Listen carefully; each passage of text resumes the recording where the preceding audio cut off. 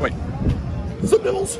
J-Dawg back again with Matt, the killer guy, Harvey, and this time we got fucking microphones. We have microphones. It's possible that you'll really regret being able to hear what I have to say this time, but we're going to do it anyway. Ross Sewage told me to take a fucking hike. He's on the van. Is he already? He's not here. I don't know where he didn't come out and say hi. No, Rockstar's doing all the fans. He's hanging out with the Cavalier brothers that denied my interview. It's around here, fucking Exhumed. Cavalier Brothers, some opener bullshit I'm not familiar with. Maybe that's Matt's boys. Know nothing about them. What was the Yeah, Deicide is the band that we're on the road with. Yeah. Are they the latest, greatest in your boys? They're like kind of like a mainstreamy, thrashy kind of thing. I walked in on the last song, so They're great players, great dudes. Like, yeah, it's cool. Okay. Really nice guys. So it's just 3 bands? Just 3 bands on the road, yeah. Oh, okay, shit. No wonder why you guys get here so early, and I'm like, fuck, I barely made it on time. Yeah, it's weird doing these like more theater type shows because everything runs way early, and obviously we're only playing like 40 minutes instead of like 65. So, did you even play 40 minutes? It's kind of short. Yeah, it's really short. You know, we just try to like not be overtime because A couple songs, you were kind of like rushing through them. You were cranking them out. just play a normal pace play. I don't know. I thought some were Yeah, but I officially have to again. After this one, after the last time I talked to him, man, I know why he got the name Matt the Killer Guy Harvey, because he's killing me with that set list. Fucking last time we had this goddamn conversation on camera, I'm like, dude, text me for a goddamn set list. He's like, will do. I'm checking my phone, nothing. I'm like, Apparently all right, we so can't text each other I was now like, because you're like, I've been texting you, and I was like, he's got email. I do have email. That I have. And I was like, it's coming. Perfect on tour. I was like, I'm looking at my watch. I was like, they're a few hours behind. He's in Cali. I was like, it's coming. Go to bed. I'm like, maybe tomorrow. Nothing. I get here. I'm like, I was like, he remembers my recommendations though. I get here, and goddamn, not one song from Slaughter Call to be found. I'm like, what the fuck? This is a little bit different tour for us, you know, like the whole thing, you know, we're going out playing for, hopefully the idea is a lot of people that have never heard us before. So to them, an old song is the same as a new song. Correct, that's what I gotta point out. So we kind of picked our set list to kind of focus on more digestible songs for people who've never heard us. I got one for you. Okay. Vacant Grave. Vacant Grave, we actually played on the whole Australian and Japanese tour that we just did. Played It's not here, but I was here. you're gonna be, next year you're gonna be happy. Am I gonna get that text? Like, what's the set list? So for the Horrible tour, we'll get a special set list. I'll even throw in a few obscure ones. So we'll do shit like Necromaniac. We'll do shit like a couple more gore metal songs. Maybe leave out Limb from Limb because I've done it every single set. Because that's so like maybe leave it out even though that's a banger. But got to throw back in Casket Crusher songs like that. We played Total Casket Crusher in Japan and Australia. Off Slaughter Call, you got to do shit like this Axis Made the Grind. Slave to the Casket. Are you getting this down? And I would even throw in some obscure songs. The Posers definitely ain't gonna fucking know, like some of the summer songs. Like something Sick in This Way Comes. I'm sure you've never done that live. No. Totally fucking dead. We did do that in Japan and Australia this last year. Man, Japan, Australia. They're getting all the good shit. We only go there, like once every 20 years or whatever. But I drive a 2-hour drive to see Exhumed, and We're not halfway around the world. To me, that's like going drive see Slayer 2 hours. They play No Hell Awaits, and they're like, "Well, I gave you Divine Intervention, bro." I'm like, "What the fuck?" Well, I'll tell you this: like, we have a bunch of kind of anniversaries for some of the older albums coming up. Yeah, they are so up there. they're basically we're kind of working on something centered around that for next year, but obviously we're out here promoting this tour. We don't want people to not go to this tour, so I'm not going to go into too much more detail than that. But there's some stuff coming, some reissues, celebratory stuff. That's kind of more band history, and this is more sort of our kind of like going out and trying to like reach new fans and like trying to do people and stuff because it's we tour a lot, but we usually end up just playing headline shows. So trying to trying to take advantage of getting out in front of some new people, some other kids, and trying to draw them in so that next year they'll see all those hits and all that. I'm just saying, man. You text me or email. I got both. I got a set list. He's got a fax machine. Yeah, don't got a fax machine.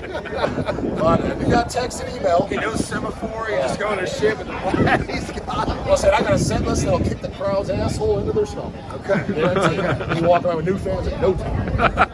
Just so you know, just trying to help you out. Another thing, more tips. Is kind of go back to the old days. You guys used to do it. You got one member from fucking Pennsylvania, so it worked out perfectly. You guys used to be the second Kings. Nunslaughter was the king of Kings when Kanye was alive. Stage band. You guys kind of were. You're definitely, whether you realize it or not, you probably don't, because everybody's your own worst critic. Like you're really quick on your toes. Like when you introduce songs, it was always funny as fuck. I agree. Now you're just kind of like, hey Columbus, how you doing? Got your beer? This is gonna be fucking Limb from Limb. I'm like, I want to hear something cooler than that, man. And you guys just had all the lines for days. We did used to have. I remember, for example, one of your lines for fucking Exhumed and Consume, the cover song, Carcass.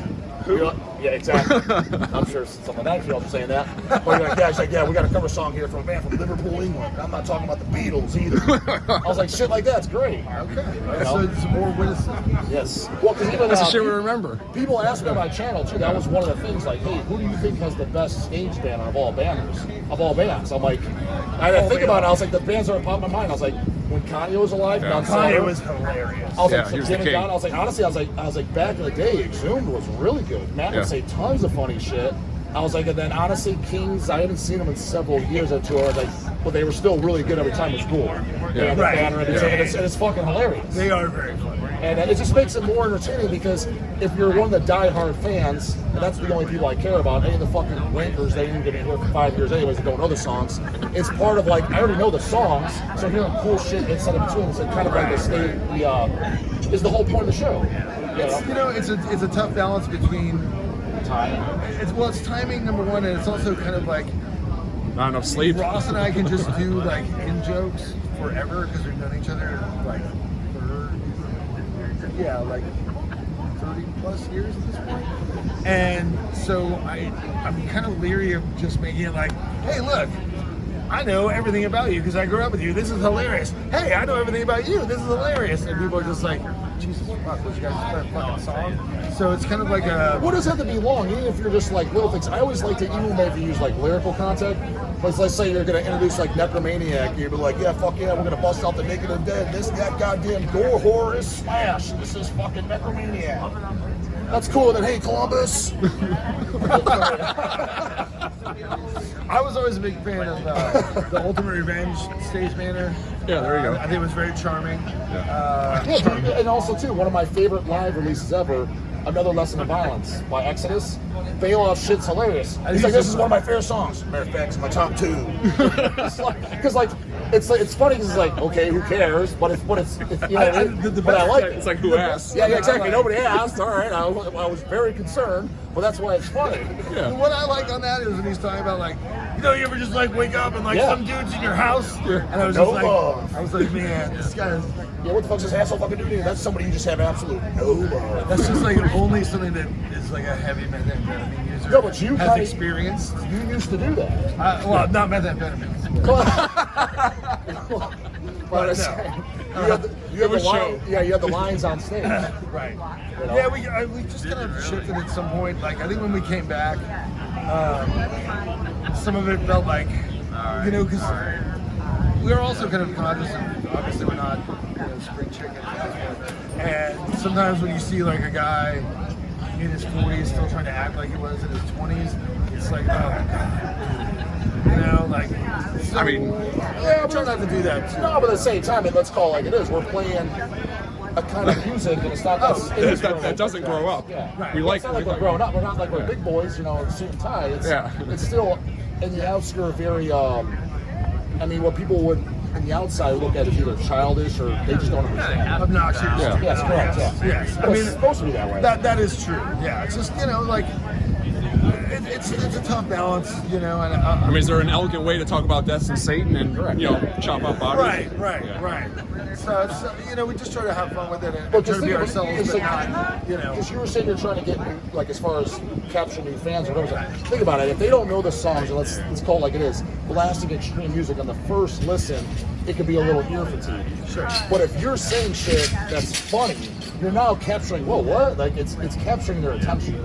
I'm just saying, just business tips, that's all. It's like it's not just an interview. It's a powwow, man. Advice. Like, here we go. I try to give advice. I gave fucking Joel Bryan advice. He's like, he loves Nutslaughter. I'm like, how about that Nutslaughter split? We're working on it. And Don's like, I'm all for it. He's like, fuck, man, I've been checking my phone every day since the interview. Joel didn't call. And I was like, well, I'm mentioning, man. I try to help everybody out. Give them all kind of tips. I would just tell Joel, all right, crimp your hair again. Come on. You did that. I want. There's like a 3-part. I don't know who did it. You did an interview with him on somebody's channel. I saw that one. Yeah, I it's saw like a 3, but it's broken up. I saw like parts. I saw like the first part. Joel. Yeah. I forget how it went by, but it was actually like a tour. You guys. It was like a one-on-one Yeah, video. we did like a whole US tour and then a whole European tour with Toxic. Yeah. So. What year was that? That was 2010 or so. 12, 13-ish. No, maybe 14. I think it was 2014. Okay. Yeah, that was a lot of fun, man. I love the music. I love Joel. I'm just thinking about the amount of fucking drinking drugs on that tour. It's just like So just don't tiring. Just say you don't do methamphetamines. I didn't say I don't do drugs. I said I don't do methamphetamines. Wow, it's fucking, at that point, if you're doing all kinds of drugs, you may as well just throw it. We're doing, specific kinds of drugs. A lot of them. Oh, okay. It's more like just that. specific ones, but just high dosages. Yes. But yeah, we got a police stage banner. Oh, I mean, it's just, what are you gonna do? Hey, you're just trying to do the best we can. I don't.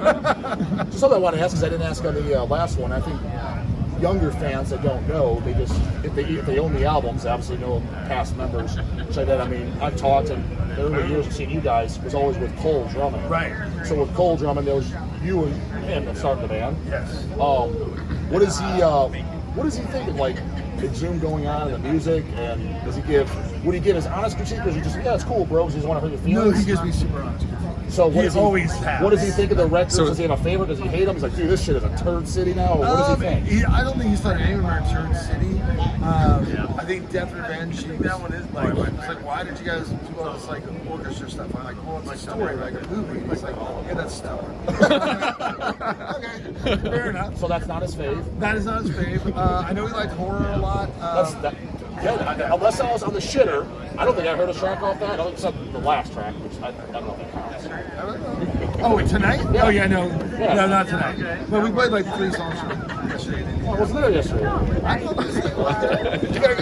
We can't do everything. Yeah, every day, man. We got like 8 records. He knew I was coming. I told him, and I specifically told him last time, I was like, favorite 3 albums in orders. Slaughter Cult #1, Gore Metal, then Horror. I come out here and I give half of Deadest of the Dead. Oh, and Limb for Limb, which I've seen that a million times. I'm like, it leaves me high and dry. I'm like, the fuck is this? I told him I was coming. So yeah, we did 3 songs more last night. This wasn't your tour. Yeah, well, I mean, it's, and that's the other thing too. It's like kind of each tour we try to sort of like find an area of focus that makes sense, and so because it is once you get all these records. No, yeah, it's like, yeah. I can't imagine what Cannibal goes through. I trying to make a set list. You don't watch my shit, but I did do a 45-minute interview with George. Oh, George is great. Yeah, it's fun as fuck. He's hilarious. He said the same thing. He's like, look, people, we have a set list, that's what we're going to play. I was like, I get it. I was like, my recommendation just as you, because you're, let's call it like it is, you're pretty much the Iron Maiden, Metallica, Motorhead of death metal. Sure. I was like, in my opinion, take it for what it's worth, it's probably worth nothing to you, I would do at least 1 song off every record. Yeah, that's when we headline, we try to do something on every record, so that at least we're sort of hitting something. But it does get difficult. It's just like, dude, especially for us, it's like most of the songs are faster. And I was just gonna ask you that next. Do you ever like gauge your songs on just like physical limitations? Like I don't know. We put this one back to back. I don't know if I got the juice in me every night. Well, we try to I just try to think of it in terms of like the flow of the show, to where you're like, there's where it feels natural and it's not just like 20 Yeah. the whole time, because that can be fatiguing. Get in there. No, it's easy as fuck. The guy in the actual band's the fucking camera walk in front of her. It's more really just about like, thinking how there's like an ebb and flow and like peaks and valleys, so that you're not just kind of at the same energy level all the time. I'm telling you, I got a set list of lifetime, and I'll include songs from every album. Because I even told you, this last time or whatever, is yes, I totally get you in capturing guys like that. Like a lot of your songs open up just across the catalog with the string. Right. I was like, I probably, even if songs I love, I probably only do 1 or 2 of those live. Right, because for you're the just reason like of capturing. always- Yes, because I do understand there's a business side of Mike, it too. when you You're can trying to have get your your fans. resurrect No, it's the old bloody business. I head think it's just as more the about drummer. delivering something that's Just something entertaining. that's or delivering to new ears. Sure, absolutely. And so It's a yeah, timeless favorite. my set list, I would try to pick something I'm like, it's everything song is distinguishably different. Right. That's how I purpose do it. As a matter of fact, even like his Hemmer just playing MDF, I've never got to see him, and I emailed Louis, I was like, yeah, you coming? We're doing an interview, right? He's like, yeah, we'll do one, man. And I was like, I got some songs you gotta play too. He's like, yeah, none of those are on our list. He's like, but since you said it, he's like, actually, I won't give it a thought process. Like, you won't. But I was like, dude, these are bangers that you can't leave off. Right. And he's like, yeah, thinking about it, those look some pretty good picks. I'm like, damn straight they're good picks, and it's gonna fucking stand out like a motherfucker. Right. So I was like, what do you think I just yanked anything on my ass? I was like, there was some thought in this.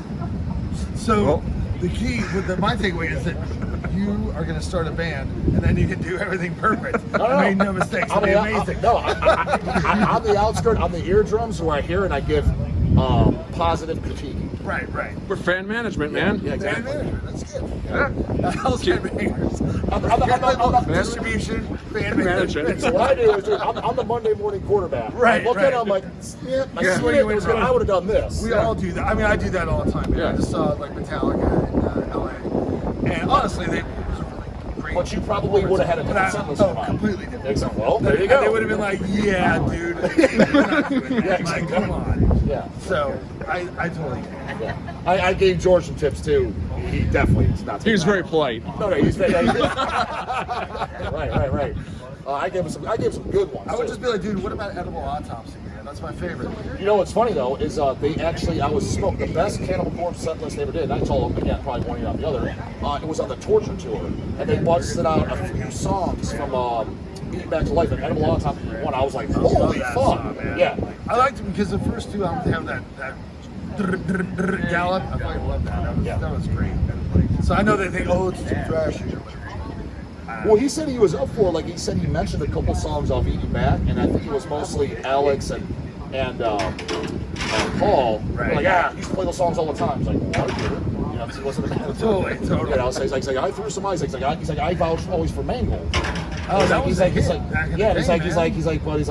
they didn't want to do it. Right. So he's open minded, but Yeah, I mean, you know, well, like I said, I think next year you're gonna have a great time with Vulgar because, you know, it'd be fun for us. It'll also be a lot easier to just deal with the first 3 albums. Be like, hey, like, we got 65 minutes set up for just 3 albums, not 8. well, I guess the thing is, whether you realize or not, you go long enough doing this. I have a strong feeling because you're not on the level of like obviously, and I don't mean that as like in my opinion, just as far as popularity will go by. Obviously, you're not on the level of Cannibal, Deicide, but I mean. You're kind of like, just below maybe the Immolations. So you're floating right in that sort of You're definitely not. You're definitely far from the bottom, and even past the middle, but not up to Dying Fetus level. It's like sometimes like some of my relatives or my wife's relatives, like trying to get a handle like so like in death metal, like are you guys like big? And I was like, well, if there's like a bottom, middle, top, I was like, we're either at like the very top of the middle or kind of like around the bottom of the top. That's fair to say. Yeah, I would say. This will probably kick you up a few points. Yeah, you're above the middle, but bottom top. As far as I'm just going strictly popularity. No, I That's all I'm going. I Because some of the top I think suck dick.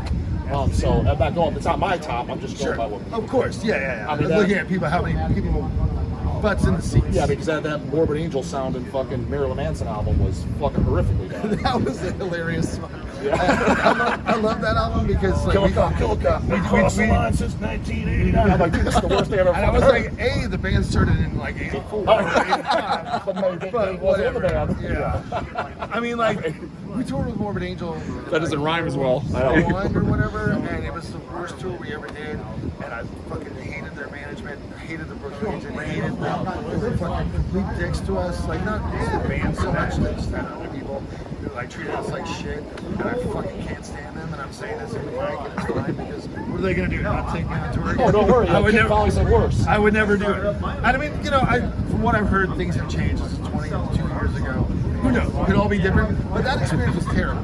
And people would be like, oh, Morbid Angel. And I was like, yeah, fuck that. Well, that confirmed, dude. I did a dual interview. Again, you don't watch my shit. I don't watch YouTube, man. That's all I'm on. I don't even watch like TV. No, I get it. But no, I did a dual interview with Don and King like a month ago. Right. And King just goes, dude, I don't even need to talk. That's all he goes. He goes, yeah, oh, shit, King just put my microphone on and I'll just get a beer. Right. And he went on about Morbid Angel and like he said how shitty they treated him. And you know, it's not my words. I'm just they said it. I don't know. I wasn't there. I've met other similarly and some people that weren't there, and they're totally fine people. It's great, and I love the early stuff. It's all killer, whatever. So, but I'm just saying, based on that experience, which was not good, I would not, repeat that experience. And so it was cool when that album came out because I was like, I've been telling you, man. These nerds. And everyone was like, yeah, fuck them. I was like, okay, but don't worry, they'll come out with another record. You guys will be all fine with it afterwards. So it's fine. And it's nothing, like I said, it was really just the management and the people around them. I don't think I said more than like 3 words to Trey and Pete the whole tour. And Eric Rattan is I would never say anything bad about him. He seems like the most solid, hence probably the reason he got hired for Cannibal, which he's been doing cartwheels when he got that fucking call. Absolutely. So, well, personally, with that being said, if you got that call, George like, hey, man, so we think about having you join Cannibal, would you be like, take a hike, or would you be like, fuck yeah? I would be surprised. I mean, I'm friends with all those guys, and I know them, we tour with them a bunch. I don't know, that would be something to really consider. That would be interesting. So that wouldn't be something you'd be like, right out the gate, oh, absolutely, you'd have to think about it. Well, it's a huge time commitment, and I would look at sort of everything that we've done with Exhumed, and it would be tough for me to just be like, well, I don't know, guys. I don't know. We don't all have time to do anything. So I just got a big bag from Cannibal. Yeah, I mean, it's like on one hand, of course, I would love to do it. I would be honored to be considered for anything like that, and that's all great. But it would be tough to kind of look at leaving behind everything that we've worked hard on, and kind of just leaving it unfinished. It's kind of how it ended up the first time. So it would be weird, it's cool. Jamie with like Rick and Terry left to die because I kind of get to have my cake and eat it too. Obviously, it's not death. We know it's not death. We would never bill it as death or anything like that. But helping those guys play those songs, like to me, is kind of like. As a fan, that's like on top of the mountain. Yeah, but I get to do it like 2 weeks a year and then just go to my own. Oh, that you guys do it too? Like, I mean, you're gonna do it again, right? Yeah. We just announced a Western U.S. tour. And West again, getting all the good shit. Sloppy seconds over in We did the East Coast first. Everybody I know back home was like, "What the fuck? You guys are playing?" You guys did that Exhumed, Venom Inc. and Asowitz. I'm like, fuck yeah, can't wait to be at that. Great lineup. Sloppy seconds, nothing over here. And we didn't get seconds. We got jack shit. I get fucking. I get you with Insight and no Slaughter Cult songs. And a 2-hour drive. Didn't come to Cleveland. I'm like, what the fuck shit is this? Life, man. This dude is tough. I'm telling you. Hey, gotta lay it down hard. You gotta give like just like Cole. You gotta get it down hard. You put your pussyfoot around, and then you don't know what the true critique is. You know what I mean? It's good. I mean, I honestly I value honest feedback. I think it's awesome. Well, just remember, Matt. Your friends talk shit to your face, but will defend you behind your back. Yeah, that's 100% true, man. And really, it's cool to get quality feedback. When we first started, I didn't want any feedback from anybody. I was like, you know what the fuck we're doing? We're doing this and that, blah blah blah. Fuck you, this is our shit. And then as time has gone on, and then you have long-standing relationships with people, in this business and in this industry, who you oh, I actually really respect this person. Cool. And they'll tell you something, you're like, fuck, that's actually good. Nobody told me that, then there's other people, just some random guy on the internet. Your new album sucks. No, yeah, I don't think that. I don't give a fuck about him. Yeah, no. But people that I know and trust, it's oh, well, they think this sucks. Well, I might be in trouble. So it's, I'm busting your balls. I know. It's all good. Yeah, I completely welcome it. Well, actually, speaking of, I haven't got to listen to it yet, and but you put out those. You want to talk about those two? So who put it out? Was it you have a side label or what? No, it's a digital. Oh, the live records. Oh, yeah. Those are put out by Death by Digital, which is Doug Brown, who did the Grindcore documentary. Okay. He has a label, and he just was like, "Do you guys have any live stuff laying around that you're not using?" And I was like, This part one, that's a really old.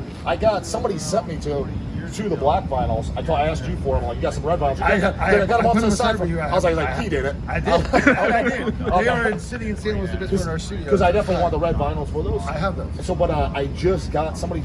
That's one of the cool things about the channel. Some people they send me shit that they know I like. I'm like, oh shit, well, that's cool.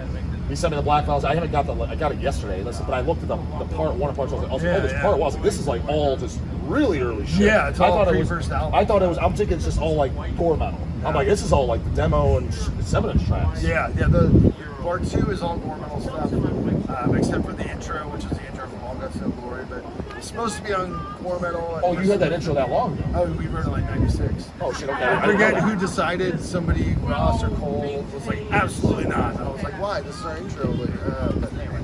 But wonder who had those recording things. That's pretty cool that someone had that early. I have like a rack of tapes. Of just like a bunch of different stuff, just rehearsals and live gigs. Some of them are like not. Some of them are kind of fun. Yeah. And so yeah, I kind of dug up into some stuff. And, I don't know. This out. Yeah, I mean, it's a church. So it was cool. So those are kind of like the latest Exhumed releases. Yeah, and then we have a 3-song EP that we did digitally only because we rushed it for this tour. 3 new songs? 3 new songs, and then... Is that going to come out officially at all? Well, we have a plan, but it's... I don't want to say anything because it's a next year thing, and it might change by the time it actually happens. But eventually, for someone like myself that wants to own the songs, it'll be at one point. Well, what we're looking at is compiling it with other stuff that got either a very limited release or not much of a release or whatever, and then finding a way to like put it into a cool package. Okay. So what, you're getting 3 new songs and then... You're getting a bunch of rare stuff or stuff that you might have missed or whatever, that kind of stuff. So it's like I don't know, it's just a process of like labeling and figuring out how that's going to make sense. So yeah, but that's sort of our thought with that. It was just they wanted us to do. They're like, oh, are you guys gonna have something to advertise for this tour? And like, we have some reissues planned, but they're not going to be out in time. But we can probably come up with something. And they're like, all right, do it. I was like, fuck, why did I say that? The material was no problem. It was just like coordinating the recording and everything. So it was just a real, sort of 11th hour kind of fucking like squeezing in around everything else thing. But the songs themselves I think they're just as good as the stuff on the record. So since you're playing with Cavalera and they're doing it's the Morbid Devastation, the Best Devastation EP, More Visions, I'm assuming you're a fan of that stuff. Oh, absolutely. With that being said, what is your take? Because there's not an argument, but there's the debates. Do you consider those releases, those first 2, let's talk about those, do you consider that those death metal releases? Yes. I mean, to me, it's like... Because these kids are like, it's thrash metal. I'm like, no, it's not. I was like, Beneath the Remains, yes, that's thrash metal. Right, but also, I mean, definitions change over time, and like what people call death metal at one time, it's a little bit different. I mean, to me, like, you hear like Seven Churches, Morbid Tales, Deathmetal Devastation, Season of the Dead, Scream Bloody Gore. I've had people tell me Scream Bloody Gore is thrash. Yeah. To me, that's all death metal. Pleasure to Kill, I consider. The way I define it, and I came up with this terminology, it was me and Don talked about it one time. Is I consider that just first generation death metal. Right. To me, like I would call that old school death metal. I think like old school death metal goes from Hellhammer, Possessed, Mantis, Master, Deathstrike, Insanity, through like Leprosy is the beginning of what I would call like the classic period, which is Slowly We Rock, Seven Survival, and all the records. Everyone thinks that's old school death metal, but like Slaughter and all this stuff. Genocide, Repulsion, whatever you want to call it. Yeah. That to me I would say that's old school death metal. The classic era started with Leprosy because it's got the fucking war sound drums and all that stuff that people think of as the death metal sound. And that kind of became like the template that everybody built on through like 93, 94, and then they kind of started fragmenting into a bunch of other stuff. Yeah, that makes perfect sense, and I don't understand why these numbnuts can't figure it out. Because if you go even straight up just like rock music, Elvis Presley's considered like rock. Right. But what a lot of people only look at rock is like 70s stuff, right? Classic rock. It's like, that wasn't the same. It's like, it had to start somewhere, dude. It didn't just come out of the fucking Elvis bag. does not sound like the Allman Brothers. Yeah, I mean, but I mean, it's just like they think like death metal. If it didn't come out sounding like fucking Dawn of Possession, it ain't death metal. Like, it had a fucking form. Sure. And it's also, you know, like some of the stuff, you know, I think people who come in thinking old school death metal is, you know, necroticism or fucking cause of death or whatever record, when they hear something like Ready for Death, or like the Insanity 85 tape, it's really jarring because it's not professional. It's not like, it doesn't have the level of like musicianship or whatever that they think of, and they don't realize that without all those things, there would be no, you know, slowly rise on professional madness, whatever. It's like it is absolutely a building process, and it's something that is really, it evolved really separately from thrash. You know, I learned a lot when I was playing Repulsion, just talking with Scott and Matt. And they're like, I don't know, man, I was on a thrash in like 84. I was like, this shit's weird. I was like, what? And they're like, yeah, like the Hellhammer was like its own thing. You know, you didn't like go over to your buddy's house and jam like Megadeth. It's like, no, I just got this like Death Strike tape. Let's play this. I just got Well, that's why I was gonna ask the Cavalier Brothers kind of that too, like putting that stuff out. Like, what was the mindset? Like, what you listen to, like the influence. Like, you do that. I mean, but again, interview denied. So didn't get a chance. I was gonna explain it. For you know, the first time. I have to say, like, I'm hoping on this tour that I get a chance to sit down and pick their brains, and I want to do the same thing. What about that camera though? Now the world would have known. Well, you know, I mean, I didn't need to know how great the new Soulfly was. I didn't care. I was gonna ask about cool shit. but I mean, I think like one thing I feel really fortunate about is I've had a chance to like sit and talk with a lot of these guys. You know, even like back working with Kojo, like I was saying, talking with him a little bit, and talking with Don from Nunslaughter, and talking with King from Deceased, and fucking Terry and Rick from Death, and the Obituary guys, and just sitting down and like really picking their brains, you know, and kind of like, how does this all work? Do they all have a common denominator, or is their opinion so drastically different? There's a lot of commonality, but it's a little bit different. I think the main common thing that everybody says is like self-defense. That's the one that seems everybody agrees on. It was like, that was the heaviest fucking shit in the universe in 1984. And you heard that. So do you consider that more extreme or heavy than like, even though it's just straight up black metal, considered like the first bathroom? That was 84. I think it's definitely heavier. I don't think it's more extreme, but it's definitely heavier. The vocals maybe aren't as extreme. I mean, to me, the return is a death metal. Even Under the Sun of Black Mark, it's like, well, is it black metal, is it death metal? At the time, it's like, I don't even know that there was a difference between the two. Because you didn't hear Bathory 84. No, I mean, But if you did, I mean, for the people that, that would let's be say, shocking. that's what I'm saying. Well, I mean, imagine it's pretty shocking. Hearing that vocal, like, Yeah, that's what, yeah, what the fuck is this? Yeah. It's like Venom, like rabid, you know. So all these records that, listening back, you know, to somebody that got into this stuff, you know, even 15 years ago, maybe some of these albums might sound quaint, Yeah. but it's all about kind of putting it in context. And then once you kind of like step back from your own experience and think about the context of what was going on around it at the time, which is harder for somebody younger to imagine, just like it's harder for me to imagine what was going on in 1964. Yeah. I was not alive. I don't know. Well, plus they're going in, what they're doing, chances are they're checking shit, at least if they're not buying it or they go to buy it, they're first checking it out on YouTube. It's like, yes, you're checking out the new Exhumed at the same goddamn time you're checking out Scream Bloody Gore. And you're like, well, Scream Bloody Gore is weak as fuck. It's like, dude, you heard them all on the same day. That's the dumbest fucking thing ever. That's just it's a bit of, it's not their fault. It's just a matter of context. Yeah, And I that's, I think mean, that- their context is completely off. Yeah, so when you hear a record completely divorced from the context of when it came out, it's hard to really get an objective opinion about it. Yeah. And, you know, for me, I was fortunate enough to start listening to death metal like 89. So, yes, it was a little jarring to go back and hear some of the earlier stuff and be like, is this death metal? I don't know. Like, where, you know, like, I was like, Napalm Death likes Master. I should listen to Master. And I was like, this sounds like punk almost. But I was like, but I'm into it. I'm here for it. And then you kind of see how that went on to shape Napalm and Terrorizer and, you know, all these other bands. And so it's kind of, I mean, and everyone's on their own journey as a fan too. And that's the fun part. Sure. kind of time we got, cameraman? 34. 34, yeah, shit. 14 minutes over, goddammit.